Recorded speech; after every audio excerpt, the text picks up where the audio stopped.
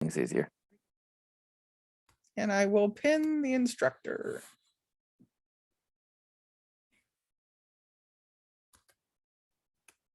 All right, just gonna share this real quick, which I totally know how to do. Okay. All right, so I am Wilhelm Appatheker von Schwartzwalt. I'm out in the West Kingdom, current brew chancellor for the West Kingdom Brewing Guild. And it's come up a lot that people like to make beer. And a lot of people are a little bit, I don't want to say afraid, but intimidated by starting from whole grain because they're used to using malt extracts, malt syrups, and things like that. So I had to put together a couple whole grain brewing classes. Those don't do so well over the internet because you're just looking at a pot on the stove and you don't really get a feel for it. But I'd like to go through a little bit of the history and science of what happens from the barley growing in the field all the way up to your finished beer product, because it's a complicated and wonderful process full of all kinds of exciting science and history that I will try not to go on too much about, but it's kind of cool. All right. So first things first, the barley is harvested, taken in from the fields, spread out, actually wetted, which is exactly what you don't want to do with grain normally. And it's just kind of spread out on the floor in a nice warm place. So what that does is tell the seed, oh, hey, it's time to start growing now. It starts a biological process that activates all kinds of enzymes and starts the sprouting of the seed itself. And then right when the seed is getting going, trying to get all those complex stored carbohydrates from the seed into something usable for the plant, we of course kill it by drying it and killing it, so it doesn't grow into a barley sprout, which I've never brewed with and probably would not taste very good. The fun thing about this is it hasn't essentially changed pretty much at all, except in scale. So where you had 1,000, 2,000 years ago, some guy with a flat stone area near a fire with a shovel, you now have the picture to the right, which is the Wilhelm brewery or malt processor, which does everything with giant metal scoops and heated floor vents and all kinds of cool technological stuff. But the basic idea is the same. You spread it out, you get it damp, you wait for it to start sprouting when it converts those starches to sugars, and then you just kind of make it stop by drying it out. We're going to talk a little bit more about this, obviously, in more detail too.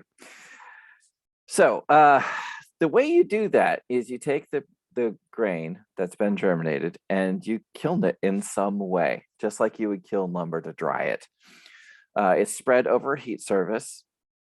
And at that point, as you stop the germination of the seed, all those usable sugars are just kind of solidified into like a crystal or gel, whatever you like to call it.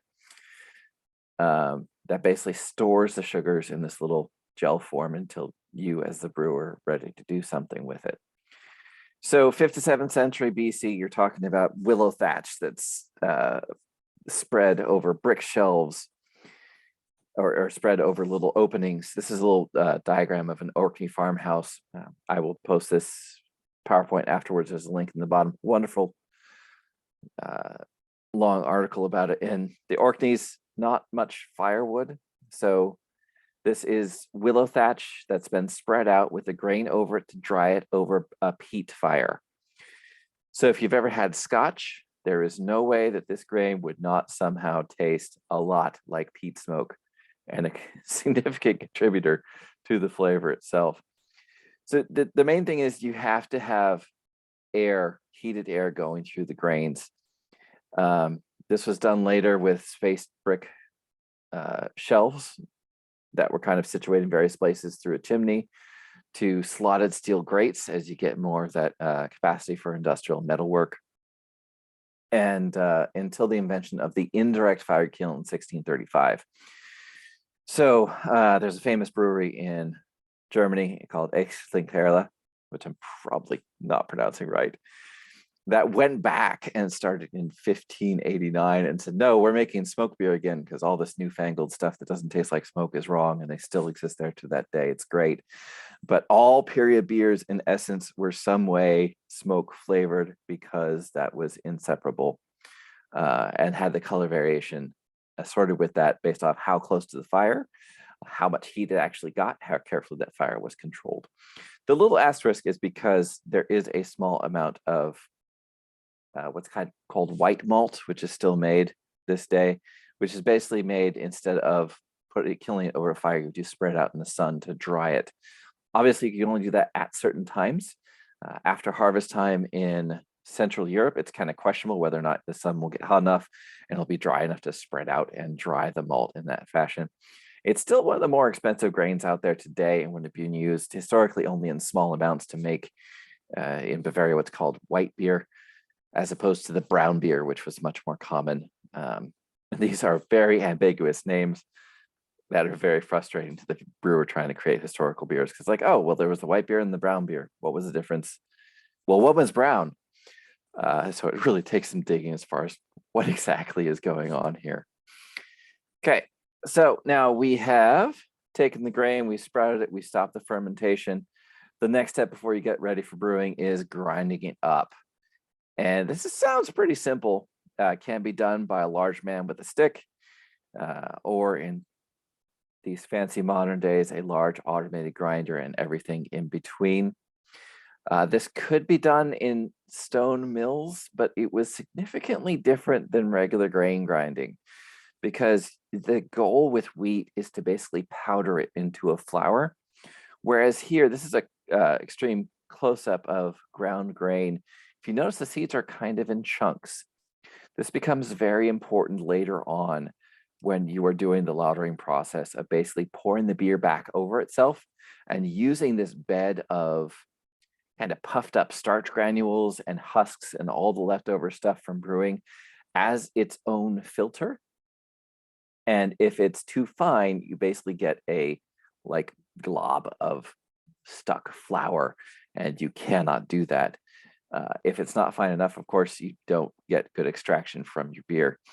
First, right now, this is probably best done by your local brew shop right before you brew. There is some back and forth on whether you want to grind it just before you brew or whether a few days or weeks really makes a difference. That's still up in the air, but if other things that you use are any other indicator, cinnamon, coffee, other things, it would be nice to grind it right beforehand, but barley isn't really known for its aromatic compounds, so it may be good to grind it beforehand. Who knows?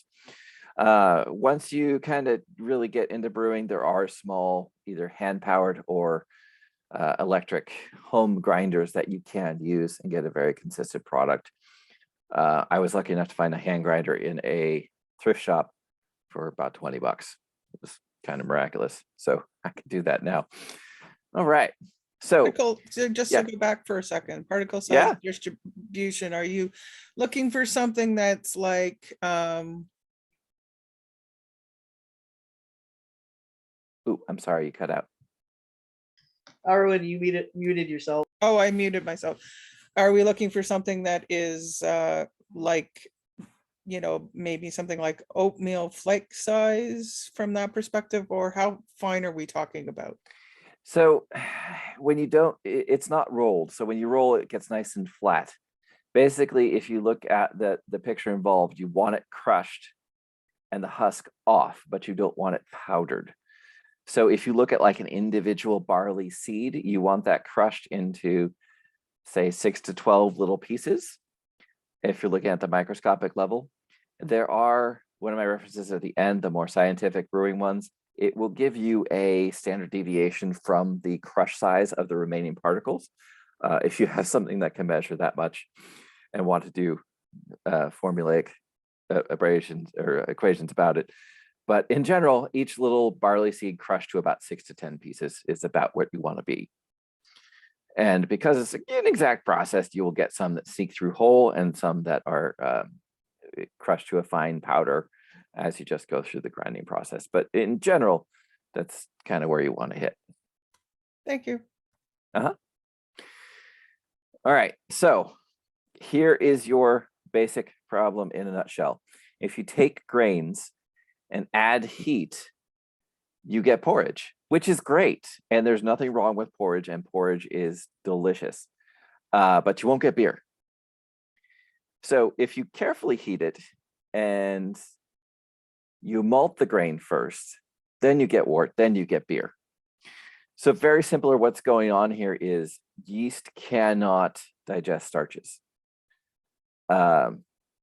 It's a large molecule. Yeast are little tiny guys. They don't have the cellular machinery to make alcohol from starches. However, you break those starches up, we'll talk about this in just a minute, all of a sudden those are usable sugars and it can use them. And like we we're saying before, that sprouting of the grain makes the stuff inside the seed go to more simple sugars. So you sprout the grain first and you carefully heat it up. That preserves the enzyme activity. Once again, we'll talk about that in a few. And you get wort, which can then be made into beer. The progression of this is not so much beer as it is cooking vessels. So if you have a standard brew pot at home, that's a 5-gallon or 20-liter stainless steel brewing pot, that is awesome. And you are super lucky to have that until you start pouring it back and forth and you realize, oh my God, this is heavy and it's really dangerous because it's boiling. But throughout history, it's like that's a really fancy thing to have. So Egyptians, Sumerians, you're talking about not even necessarily heat source, you're talking possibly just a clay jar that's been sitting in the sun with some water added to it. You progress to the Iron Age technology of, oh, hey, we could drop hot rocks in this and it makes a better beer because it slowly heats it up. You know, you add a rock and then a little bit while later you add another hot rock and then it heats it up more and you get a better beer out of that.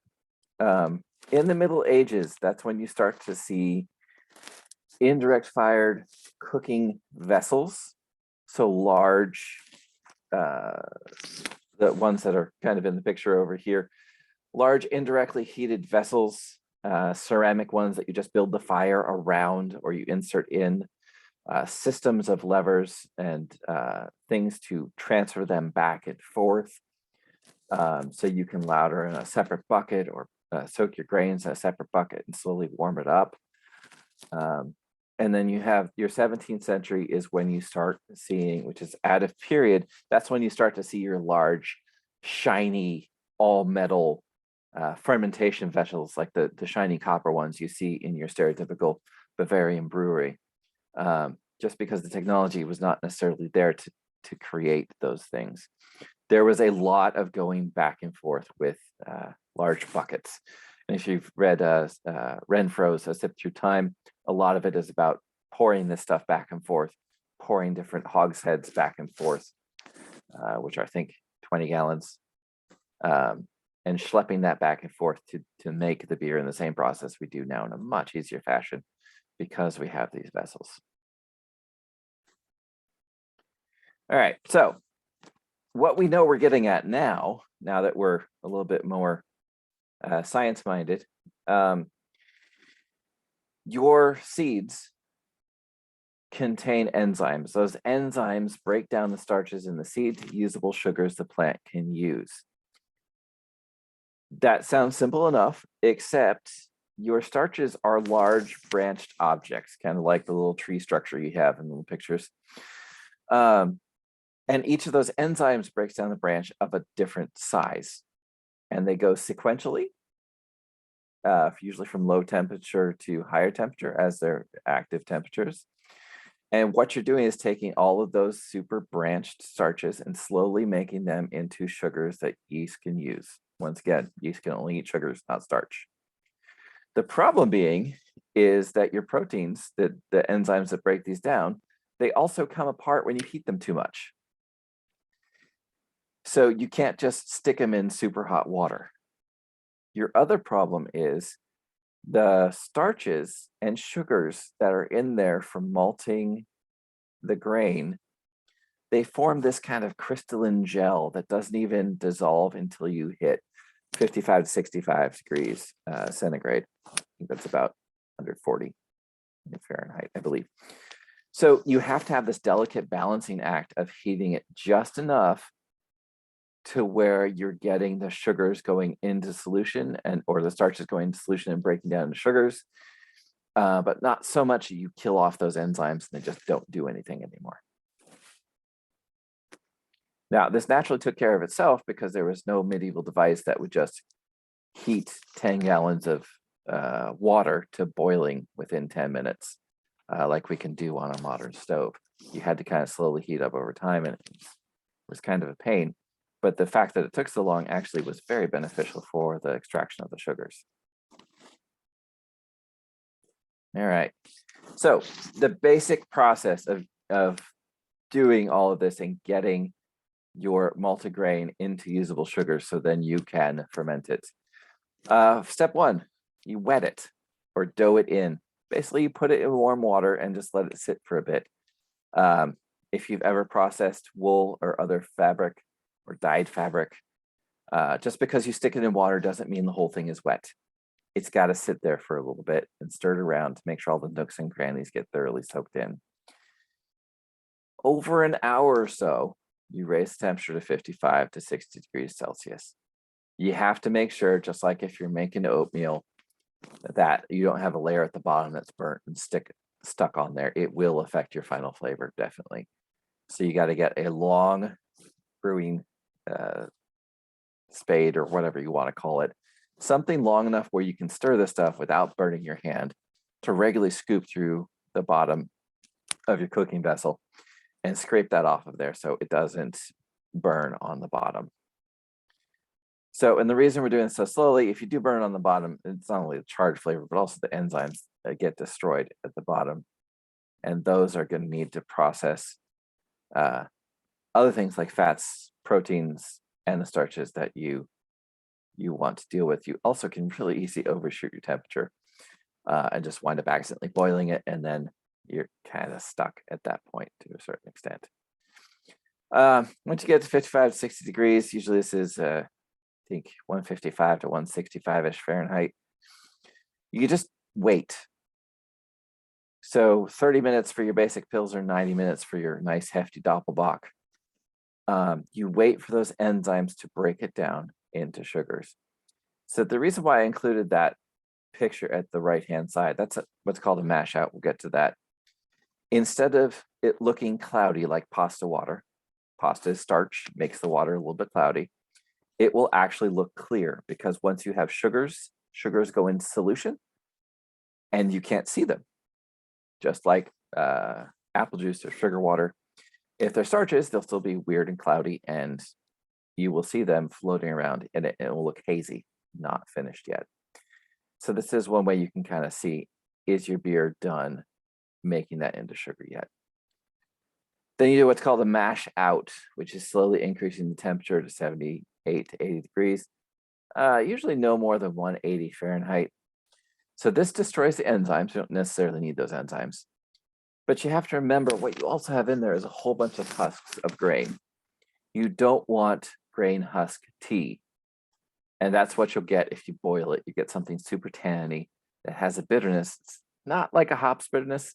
It's a little bit unpleasant from the grain husk. So you just don't boil it. Just raise it to that mash out temperature. The next step, and the step that usually is the most difficult for the home brewer, is the sparging and the lautering. So what you want to do is you have this super sweet sugar water that you need to kind of rinse off the grain and get it all into solution and get out all of the cloudy chunks as much as possible. So what you'll do, this is a full industrial setup to the right, is you pour all of your mash and your wort, just kind of slump it into this thing with a bottom with a grate on it. That grain kind of settles and forms a bed. And then you recirculate your wort, that you made, what's going to be beer, sift the or respray the liquid over the top, rinsing off some of the sugar from the grain, getting rid of some of those little flakes and impurities you might have in there, clarifying it a bit. And then you sparge it or hit it with hot water from above to get the total volume that you need and to rinse off as much of the sugars from the grain as possible. If you've ever spilled spent grain or wort in your kitchen, it makes everything super sticky. So there was a lot of stuck sugar that's on the surface of that grain. Now, you can also skip this sparging stuff and toss it back in the pot and let it go for a little bit longer and make what's called a small beer, which is usually lower in alcohol. That's a whole nother topic though. So we'll get that too much.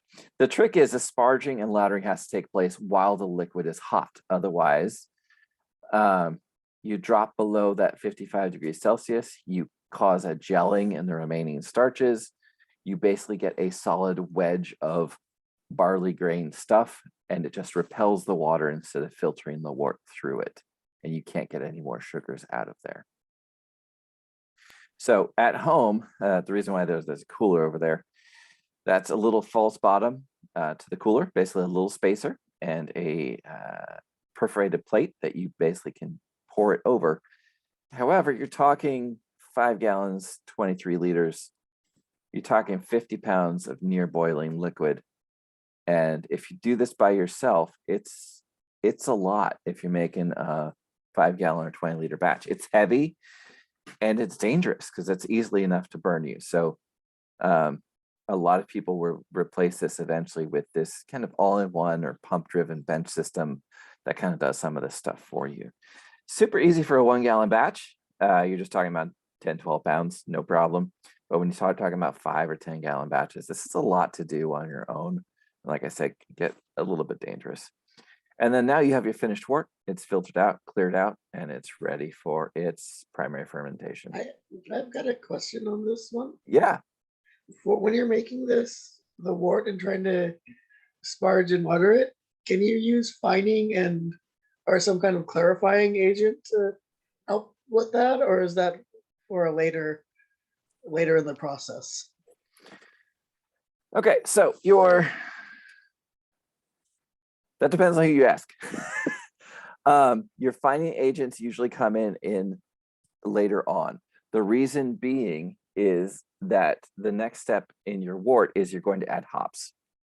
Hops have a kind of a lupin powder to them. They have little leaves that get everywhere. So your fining agent usually comes a few steps later in this. And the two types of fining agents are usually added in the boil or later on to your fermenter, depending on which one you use. In actuality, I get fairly clear beers by not using fining agents, by just using kind of a steady hand and re-racking once or twice. So putting from one fermenter to another. And you'll find if you carefully control your temperature, a lot of your haze is actually due from denatured proteins. If you carefully control your temperature and don't, blast it during the step, you will get a lot less haze and a lot more clarity just on its own. Does that answer your question? It does. Thank you. Yeah, no problem. Yeah, you don't want to be spitting little hop flower leaves out of your teeth when you're drinking your final product. Nope. You yuck, icky. Yeah. I have a quick question. Have you ever tried using a sous vide concept of temperature control? I have used a sous vide once. Okay. I am not sure how they would work. Because the advantage is they can provide a very, very controlled temperature range. Right, but how do they do with something that's very chunky and not liquid?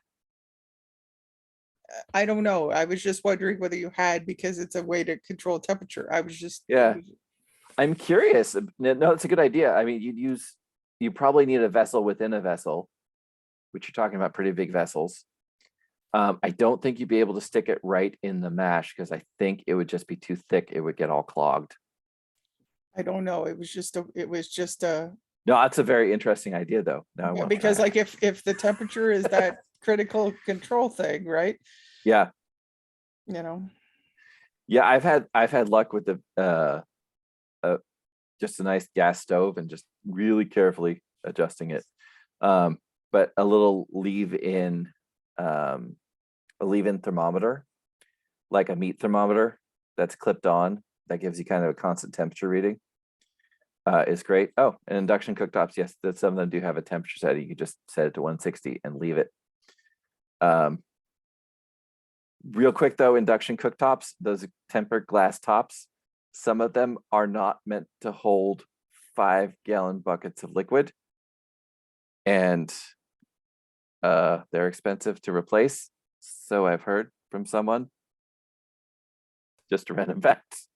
And we also have another comment that has his grandfather that he uses is basically a vessel within a vessel for temperature. Yeah, those are those mechanical systems or bench systems or all-in-one systems. They make some that have separate vessels that are kind of pre-welded to a bench, or they have ones that look like a giant overgrown Instapot that basically pump everything around for you.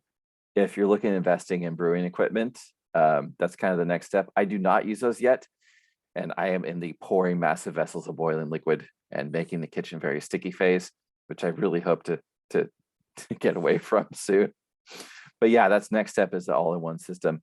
The grandfather I've heard good things about, or the bench systems are about workbench size, usually have 3 separate vessels. And if you're lucky, they have a temperature control fermentation vessel too, which is actually really cool. You can jacket it with like liquid nitrogen, I believe they use, and just keep it at, say, 38 degrees for 4 weeks if you want to, with that kind of control. Well, Yes, these are all toys though, and they cost money. yeah, and liquid nitrogen would be a little expensive. You can ask me about that. Yeah. Yeah, and hops, especially if you use just whole hops. I actually grow my hops in the backyard. They clog all of the tubes. They're just perfect tube size to go in there and get stuck. Yeah. So decoctions. So those guys carrying buckets in that earlier photo, you don't have 50-gallon cooking vessels. You have a guy with a bucket that can take it to a stove and pour it in and get that hot, and then come back and you pour it back in. And because that was boiling, it now raises the temperature of your 50 gallons by a little bit. And if you keep doing that over and over again by schlepping buckets back and forth, you'll eventually reach enough of a temperature in your main vessel to be where you want to be. What this looks like in period is, once again, large men moving, usually then moving buckets back and forth in 10-gallon increments, pouring on a hot stone or something that's heated from beneath, like a large clay vessel, and putting it back in those large wooden tons. So basically what this will do is slowly raise that temperature in little steps like you see before. That, don't worry about the names so much right now: acid rest, protein rest, activation rest. Those are basically enzymatic steps that need a little bit more time. You can geek out on that a lot, but we'll kind of skip over it for right now. So the other thing decoctions do, though, is it's almost like browning some of the meat before you make a stew. They add caramelization, they add Maillard product reactions, and they add a little bit more flavor and darkness to your final product. And they usually do this because you're only doing a small segment. You don't get that kind of tanniny, grainy taste so much. There's been a lot written about whether decoctions are necessary. If you're talking about German beers and you're talking about your lager beers, there are several things which are typically done that are still done today, decoctions being one of them, that a lot of people will swear by. And doing a side-by-side brewing, if you do the decoctions correctly, they do come out with a different flavor, different color, different flavor. So it can make a difference. Now, if you're talking about just using decoctions to actually get the most amount of sugars out of your grains, in reality, with modern setups and cooking vessels and strict heating, it's not really necessary to do this with the decoctions. You don't need to be standing by with a heated thing of work to get it to just the right temperature. But it really does add something, small amount, to the flavor of your final beer. So other grains. Key thing about other grains is they don't have the enzymes that barley does. The reason we use barley and so much barley all the time for brewing, it has those enzymes to break down into simple sugars readily available on a usable heat scale that we can use and easily get to. So if you're making a Hefeweizen, if you're making a Roggen beer, you have to get enough of the enzymes from the barley to also break down your wheat and your rye sprouts. So they need to be, they're basically piggybacking on the enzymes from the barley. Your corn, rice, oats, same exact thing. So they're crushed because they're not usually malted. They're just kind of crushed, and those sugars kind of, or starches go in solution where they can be broken down once again by the enzymes of the barley. A note on rye. Rye is a pain in the butt. That seed is super hard. If you're gonna make a rye beer or a Roggen beer, it really needs to, you just need to mill it as much as you can, even pass it twice through a mill, because the seed is especially hard. And if you do not do that and you don't really overly treat it, you will get this mucilaginous kind of mess from unprocessed starches that will affect the final flavor for beer. Going back to the Reinheitsgebot, the German Purity Act, they do specify the use of barley. This is one of the reasons. I'm talking about gruit before. The main difference between gruit and beer is that you could more easily tax beer. You could tax barley, you could tax hops, as opposed to a farmer gathering bog myrtle. It's hard to tax. And also, you know, some of the herbs being fairly poisonous, accidentally poisoning people never look good. For various reasons, for sticking with the barley as the sole source of beer. You may be wondering about Hefeweizen and period. Basically, the wheat growers had enough power when they said, no, you must only use barley. They said, okay, whatever, and just kept doing what they were doing, and were politically powerful enough that nobody stopped them from making wheat beers. That's a gross oversimplification. There's a whole lovely essays and doctoral thesis on it. Anyway, so your other grains usually can only consist of about half of your grain bill. Otherwise, things start happening. You don't have enough enzymes to break down your sugars. Wheat, as you know, is a nice thickener, but during that mashing period, or even during the lautering period, you may get a solid block of wheat mass that is a giant puck that you cannot break through. And it's very hard to deal with. Or you may be pouring over your grain bed, and your grain bed is also a brick. That sometimes happens with wheat. Or you just don't get the conversion you want and don't get the sugars out that you want. All right, so adjunct grains. Adjunct grains are different than just not barley grains we were talking about over here. Adjunct grains are not always malts. So adjunct grains would be like Cara Munich chocolate, patent malts. This is a little kind of rainbow from Weyermann about the different varieties of their malts that they have, going from the very dark patent malt all the way up to like a white malt. So what you're doing here is adding darkness to the beer. You're adding caramelized sugars to the beer, and therefore you're affecting the final flavor. Now, these are not always malts. Some of them, like black patent malt or black patent, is just a grain that's been toasted.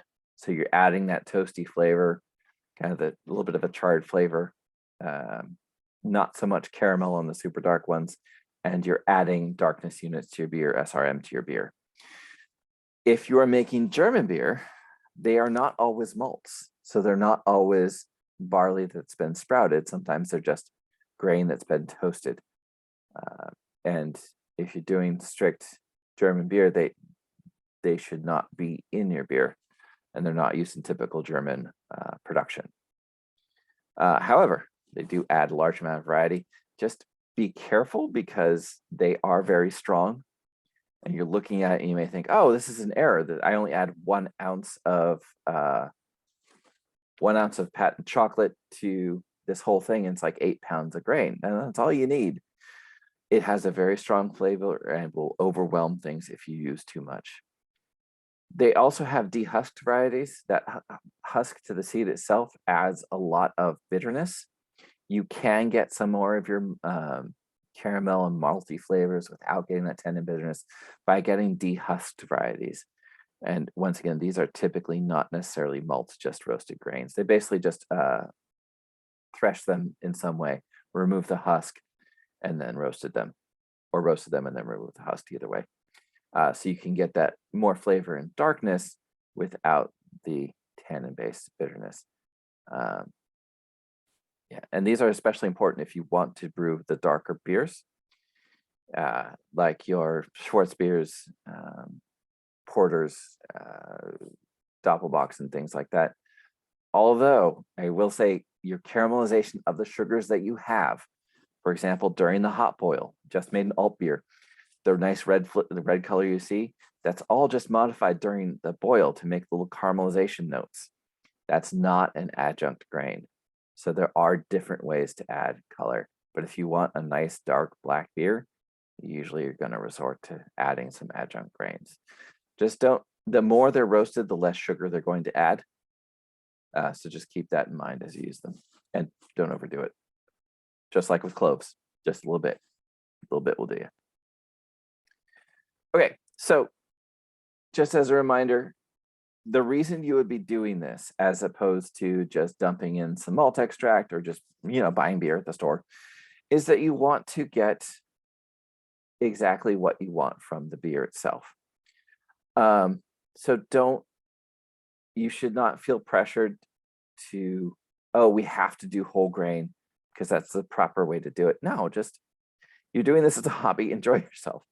There are all ranges of prices for the home brewer, from your basic bucket kit, which runs about $50-$60, to those bench systems I was talking about, anywhere from $2,000 to $8,000 will have a nice automated system. UC Davis has a multi-million-dollar system where they teach brewing. All these super nifty devices where you just hit buttons and the beer shoots over around the room. You never have to actually touch it. But anything in between, just have fun with it and determine your level of interest. But you also are doing this so you can get exactly what you want. Let's say you really love commercially made, I'll use a personal example. You really love lagers, German lagers. But as they ship them overseas, they kind of get a little skunky. If you're not sure what I mean, try Heineken. It's not the way Heineken's supposed to taste. And if you give a Heineken to somebody who's from Europe, they'll wonder what happened to it. It sits on a boat for 3-4 months. It's not like they fly on a plane over here. And as they do that, things happen to the beer. So if you've been to Europe and go, oh yeah, this is great, you get back to the States, you buy the same beer, it tastes weird. Some people, that's what got me involved in whole grain brewing. Some people want to experiment. Let's say I just want to use the Pilsner malt and see what I can do with it. That gets me to my next point. Take lots of notes, because there's nothing worse than getting something really, really good that you really like and having no clue how you made it or what you did. Everybody will be sad. Because if you give to your friends, this is great, how'd you make it? It's like, I don't remember, I'm sorry. So take notes, write stuff down. If you remember stuff really well, that's great. Still write it down, because you won't, just trust me.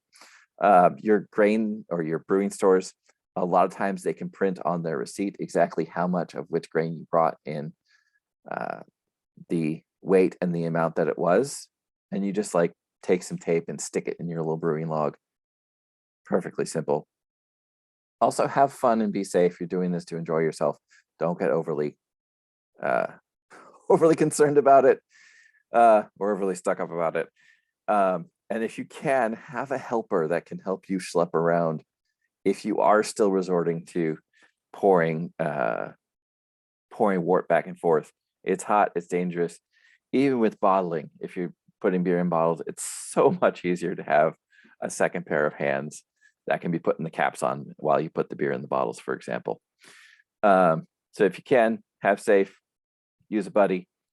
But also remember, you're doing this to enjoy yourself. If you get too angry, sometimes maybe it's best to just take a step back, walk away, or even better, it's hard to be tense when you're drinking beer. And it is a tradition that I just made up a couple years ago, that while you're brewing, you should be drinking one of the beers from your previous batch. If you need to start off, just go buy beer and do it that way. A couple essential books. So depending on your level of geekiness and how many science classes you took in college, one or two different books will get you a lot of information. So Charles Bamforth was a professor at UC Davis. Scientific Principles of Malting Brewing has lots of science, lots of equations, lots of diagrams. If that floats your boat, it's an excellent book. Oh, by the way, if you do classes with references, ISBN numbers are so much easier to find stuff rather than just titles of books. Make it easier on your audience. I always like including those. If you didn't really like high school chemistry and you just want to know about brewing and have fun doing it, John Palmer's How to Brew is actually one of the best introductory books at brewing I found out there. It has everything from start to finish. Everything's in simple language, straightforward diagrams, those little starch tree diagrams with the various clippers by them.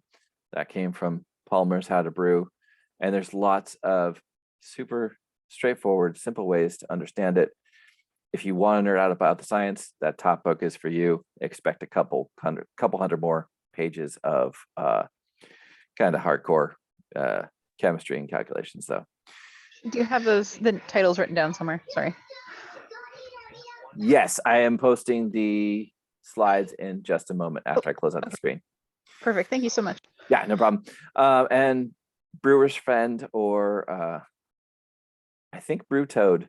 Used to be Brew Monkey, is now called Brew Toad. It's still up. Anyway, there's apps and online calculators to see your expected bricks, your expected final sugars or specific gravities, whatever you want to call it, how much sugar and therefore how much alcohol you can get out of things, how much bitterness you can get by adding hops, your expected darkness units of your finished product. All of these things have calculators online that you can use as long as you know your starting material. So I'm going to go ahead and slide this PowerPoint over to the chat. You want to stop the recording? Sure, and then I'll take any questions people might have. So would you like to stop the recording and then take questions? Sure.